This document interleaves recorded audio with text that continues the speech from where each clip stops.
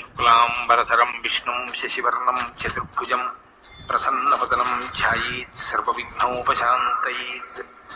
గురుర్బ్రహ్మా గురుర్విష్ణుః గురుర్దేవో మహేశ్వరः గురుః సాక్షాత్ పరబ్రహ్మ తస్మై శ్రీగురవై నమః.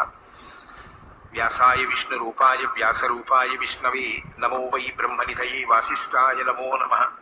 కూజంతం రామ రామేతి మధురం మధురాక్షరం ఆరుహ్య కవితాశాఖాం వందే వాల్మీకికోకిలం.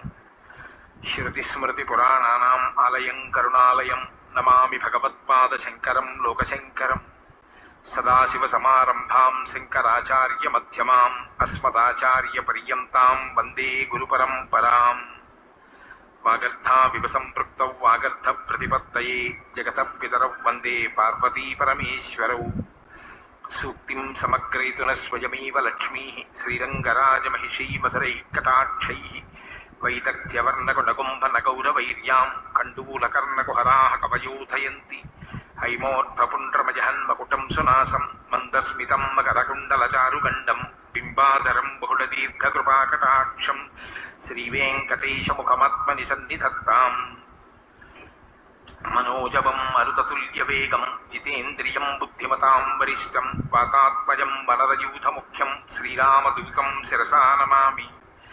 జయత్యతి బలో రామో లక్ష్మణశ్చ మహాబలః రాజాదేతి సుగ్రీవో రాఘవేణాభిపాలితః.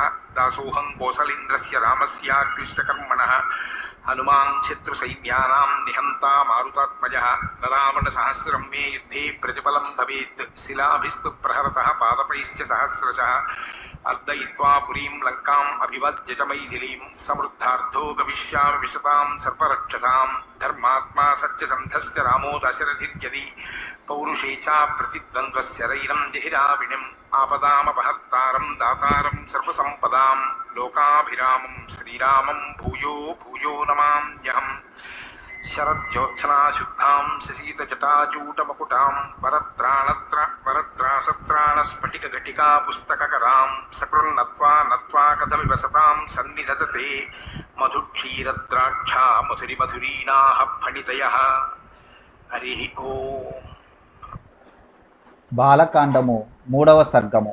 రామాయణ కావ్య కథా సంగ్రహము. శ్రుత్వా వస్తు సమగ్రం తత్ ధర్మాత్మా ధర్మ సంహితం వ్యక్తమన్వేషతే భూయో యద్వృత్తం తస్య ధీమతః. ధర్మాత్ముడైన వాల్మీకి ముని ఇదివరలో నారద మహర్షి వలన ధర్మ సహితమైన రామకథను వినియుండెను. మహానుభావుడైన శ్రీరామచంద్రుని వృత్తాంతములో ఇంకనూ విశేషాంశములు ఏవైనను కలవేమోయని ఆలోచింపసాగెను. ఉపస్పృశ్యోదకం సమ్యక్ ముని స్థిత్వా కృతాంజలి ప్రాచీనాగ్రేషు దర్భేషు ధర్మేణాన్వేషతే గతిం. ఆ మునీశ్వరుడు తూర్పు వైపు కొనలు గల దర్భలపై కూర్చుని విద్యుక్తముగా ఆచమనమును చేసి భగవంతుని స్మరించుచు నమస్కరించెను. పిదప తన తపశ్శక్తితో దివ్యదృష్టితో రామకథారీతిని గురించి ఆలోచన చేయసాగెను. రామలక్ష్మణ సీతాభి రాజ్ఞా దశరథేన చ సభార్యేణ సరాష్ట్రేణ యత్ ప్రాప్తం తత్ర తత్వతః హసితం భాషితం చేవ గతిర్యా యచ్చ చేష్టితం తత్సర్వం ధర్మవీర్యేణ యథావత్ సంప్రపశ్యతి. సీతారామ లక్ష్మణులు, దశరథ మహారాజు, అతని భార్యలు, ఆయన రాజ్య ప్రజలు మొదలగు వారిని గూర్చియు వారి ప్రసన్న దరహాసములు, మధుర భాషణములు, గంభీర గమనములు, కార్యకలాపములు మున్నగు వాటిని గూర్చియు బ్రహ్మవర ప్రభావము చేత యోగ దృష్టితో యథాతథముగా కన్నుల గట్టినట్లు ఆ మునికి విదితమాయను. స్త్రీ తృతీయేన చ తథా యత్ప్రాప్తం చరతావనే సత్యసంధేన రామేణ తత్సర్వం చాన్వవైక్షత. తతః పశ్యతి ధర్మాత్మా తత్సర్వం యోగమాస్థితః పురా యత్ తత్ర నిర్వృత్తం పానావామలకం యథా. సత్యసంధుడైన శ్రీరాముడు సీతా లక్ష్మణులతో కూడి దండకారణ్యమునకు వెళ్ళుటను జరిగిన సంఘటనలను అన్నింటినీ ఆ తపస్వి దర్శించెను. అంతటా ధర్మాత్ముడైన వాల్మీకి యోగశక్తి ప్రభావమున రామాయణ సంఘటనములన్నీయును ఆమూలాగ్రముగా కరతలామలకములయ్యను, విశదమాయను. తత్సర్వం తత్వతో దృష్ట్వా ధర్మేణ స మహాద్యుతి అభిరామస్య రామస్య చరితం కర్తుముద్యతః కామార్థ గుణ సంయుక్తం ధర్మార్థ గుణ విస్తరం సముద్రమివ రత్నాఢ్యం సర్వశ్రుతి మనోహరం. శ్రీరాముని గుణములను యోగ దృష్టితో దర్శించి సంతోషమున వెలుగొందుచున్న వాల్మీకి మిక్కిలి మనోహరుడైన శ్రీరాముని యొక్క చరిత్రమును రచించుటకు పూనుకొనెను. శంఖములు, ముత్యపు చిప్పలు మొదలగు సాధారణ వస్తువులు కలిగి ఉన్నను సముద్రము ముఖ్యముగా రత్నాకరమే అయినట్లు రామాయణము కామార్థ గుణములను అప్రధానముగా కలిగి ఉన్నను ప్రధానముగా ధర్మ మోక్షములనే ప్రతిపాదించును. ఇంకను అది వీణులకు విందొనర్చున్నది, మనస్సునకు ఆనందమును గూర్చున్నది. వేదసార సంగ్రహము. స యథా కథితం పూర్వం నారదేన మహర్షిణ రఘువంశస్య చరితం చకార భగవాన్ ఋషి.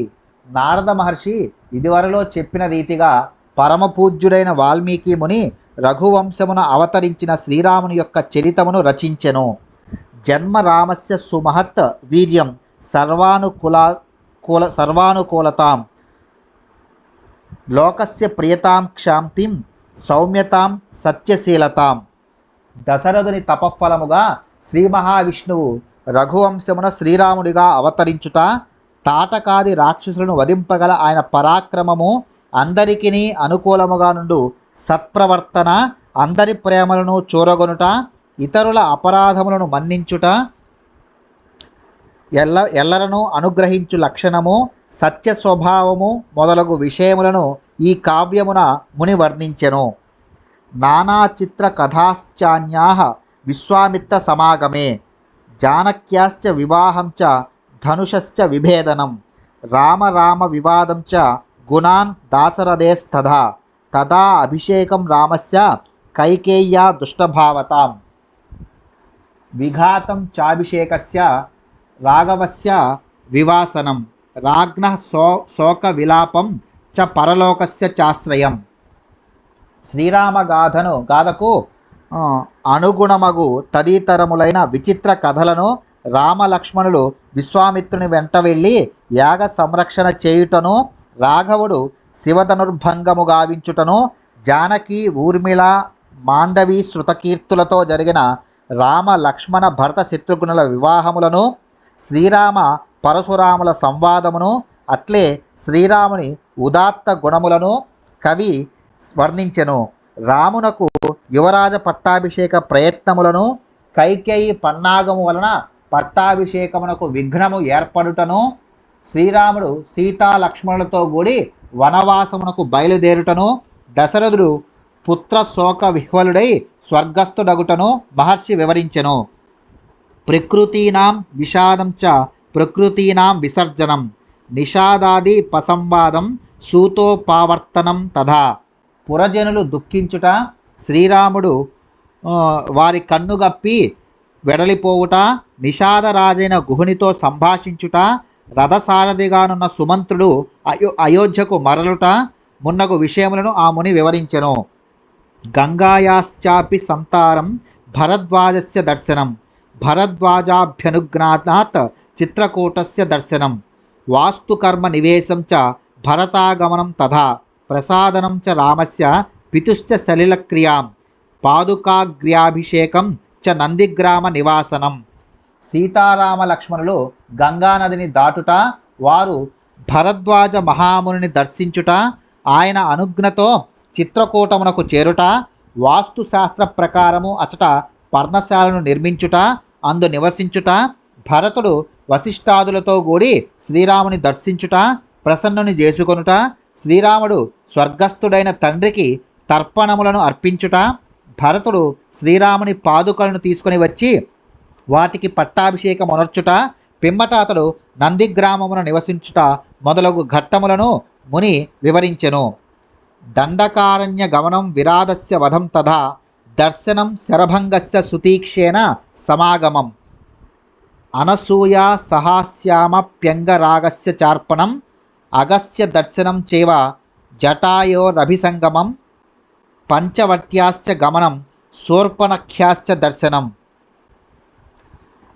శ్రీరాముడు సీతా లక్ష్మణులతో దండకారణ్యమున ప్రవేశించుట, విరాధుని వధించుట, శరభంగుని దర్శించుట, సుతీక్షుని గలుసుకొనుట, అత్రి మహర్షి ఆశ్రమమునకు చేరుట, అచ్చట అనసూయాదేవి సీతాదేవికి దివ్య చందనాదులను సమర్పించుట, అగస్త్య మహామునిని దర్శించుట, ఆయన నుండి ధనుర్బాణములను గైకొనుట, జటాయువుతో సమాగమము, పంచవటిలో నివాసము, శూర్పణఖ రాక మున్నగు విషయములు తెలుపబడినవి. సీతారామ లక్ష్మణులు విరాధుని వధింపక ముందే అత్రిముని ఆశ్రమమునకు చేరిరి. ఇచ్చట కథను సంక్షిప్తముగా తెలుపుటయే ప్రధానముగా భావింపబడుటచే సంఘటనల క్రమము పాటింపబడలేదు. అత్ర సర్వత్ర క్రమోణ వివక్షిత రామాయణ ప్రతిపాద్య సంక్షేప మాత్రే తాత్పర్యాత్. శూర్పణఖ్యాశ్చ సంవాదం విరూపకరణం తథా వధం కరత్రిశిరసోః ఉత్థానం రావణస్య చ మారీచస్య వధం చైవ వైదేహ్యాహరణం తథా రాఘవస్య విలాపం చ గృధ్రరాజ నిబర్హణం.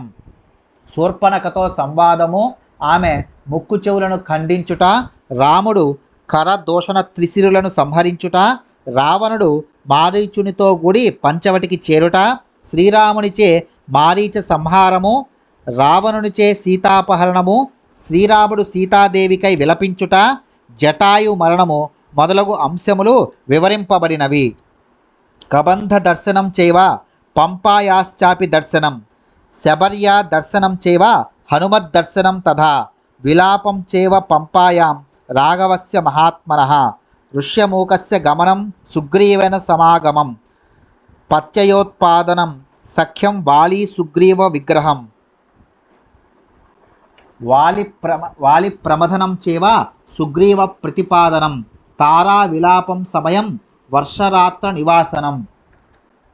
కబంధుని శబరిని దర్శించిన పిమ్మట శ్రీరాముడు దుఃఖముతో పంపాతీరమునకు చేరుట, హనుమంతుని గలుసుకొనుట, ఋష్యమూక పర్వతమునకు చేరి సుగ్రీవుని గలియుట, రామసుగ్రీవ మైత్రి పరస్పర ప్రతిజ్ఞలు, సుగ్రీవునకు రాముడు తనపై విశ్వాసము కలిగించుట, వాలి సుగ్రీవుల యుద్ధము, రామునిచే వాలి వధ, సుగ్రీవుని కిష్కిందకు రాజును చేయుట, తారా విలాపము, రామలక్ష్మణులు వర్షాకాలములో ప్రస్రవణగిరిపై గడుపుట మొదలగు ఘట్టములు వివరింపబడెను.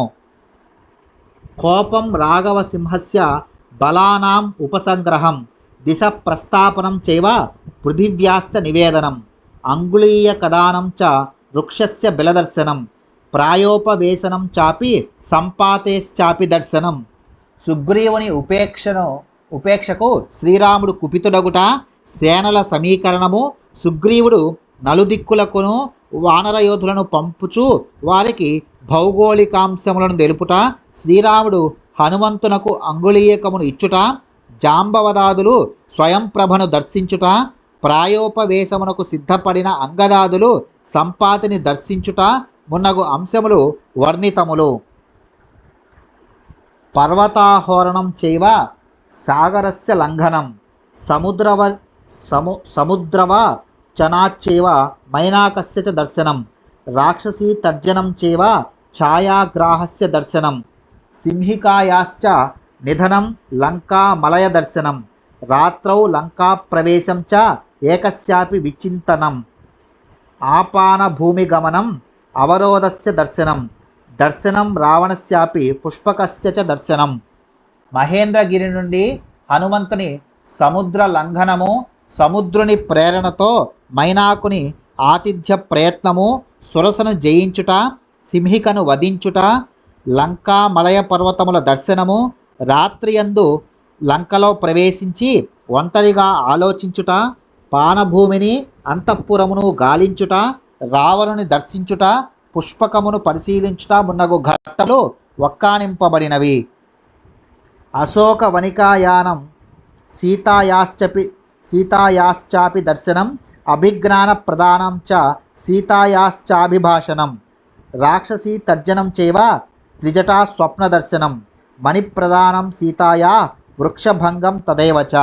మారుతి అశోకవనమునకు చేరుట, రావణుడు సీతను భయపెట్టుట, హనుమంతుడు సీతమ్మను దర్శించుట, ఆమెకు అంగుళీయకమును సమర్పించుట, ఆమెతో సంభాషించుట, రాక్షస స్త్రీలు సీతాదేవిని భయపెట్టుట, త్రిజటా స్వప్న వృత్తాంతము, సీతాదేవి చూడామణిని హనుమంతునకు ఇచ్చుట, మారుతి అశోకవనమును ధ్వంసమనర్చుట అను విషయములు వర్ణితములు. రాక్షసీ విద్రవం చేవ కింకరాణాం నిబర్హణం, గ్రహణం వాయుసూనోశ్చ లంకాదాహాభిగర్జనం, ప్రతిప్లవమేవాధ మధూనాం హరణం తథా, రాఘవాశ్వాసనం చాపి మణి నిర్యాతనం తథా. హనుమంతునకు భయపడి రాక్షస స్త్రీలు పారిపోవుట, కింకరనామ రాక్షసులను తదితర రాక్షసయోధులను మారుతి మట్టుపెట్టుట, బ్రహ్మాస్త్రముచే బంధితుడై వాయుస్తుడు రావణ సభకు చేరుట, లంకను గాల్చుట, సముద్రముపై తిరుగు ప్రయాణము, వానరులచే మధుభక్షణము, ఆంజనేయుడు రాముని ఓదార్చుట, చూడామణిని సమర్పించుట మొదలగు అంశములు తెలుపబడినవి. సంగమం చ సముద్రేణ నలసేతోశ్చ బంధనం, ప్రతారం చ సముద్రస్య రాత్రౌ లంకావరోధనం, విభీషణేన సంసర్గం వధోపాయ నివేదనం, కుంభకర్ణస్య నిధనం మేఘనాద నిబర్హణం. శ్రీరాముడు సైన్యములతో సముద్ర తీరమునకు చేరుట, నలుడు సముద్రముపై సేతువును నిర్మించుట, సముద్రమును దాటి రాత్రివేళ లంకను ముట్టడించుట, విభీషణ శరణాగతి, రాక్షస యోధులను వధించు ఉపాయములను విభీషణుడు శ్రీరామునకు తెలుపుట, కుంభకర్ణ మేఘనాదుల సంహారము మున్నగు విషయములు వర్ణితములు. రావణస్య వినాశం చ సీతావాప్తిం అరేఃపురే, విభీషణాభిషేకం చ పుష్పకస్య చ దర్శనం, అయోధ్యాయాశ్చ గమనం భరతేన సమాగమం, రామాభిషేకాభ్యుదయం సర్వసైన్య విసర్జనం, స్వరాష్ట్రరంజనం చైవ వైదేహ్యాశ్చ విసర్జనం, అనాగతం చ యత్కించిత్ రామస్య వసుధాతలే, తచ్చకారోత్తరే కావ్యే వాల్మీకిర్భగవాన్ ఋషి. శ్రీరాముడు రావణుని పరిమార్చుట, సీతాదేవిని చేరదీయుట, విభీషణుని లంకాధిపతిని గావించి పుష్పకమును అధిరోహించుట, విమానముపై అయోధ్యకు బయలుదేరుట, భరతుని గలియుట, శ్రీరాముడు రాజ్యాభిషిక్తుడగుట, వానర సైన్యములను వారి వారి ప్రదేశములకు పంపివేయుట, ప్రజానురంజకముగా శ్రీరాముని పరిపాలనము మున్నగు ఘట్టములు వర్ణింపబడినవి. ఇంతవరకును గల రామాయణ కావ్య విశేషములన్నీను 6 కాండములుగా వాల్మీకి మునిచే రచింపబడినవి. సీతా పరిత్యాగమును తదనంతర ఘట్టములను పూజ్యుడైన వాల్మీకి మహర్షి ఉత్తరకాండమున వివరించెను. ఇత్యార్షే శ్రీమద్ రామాయణే వాల్మీకి ఆదికావ్యే బాలకాండే తృతీయ సర్గః. వాల్మీకి మహర్షి విరచితమై ఆదికావ్యమైన శ్రీమద్ రామాయణమునందలి బాలకాండమునందు 3వ సర్గము సమాప్తము.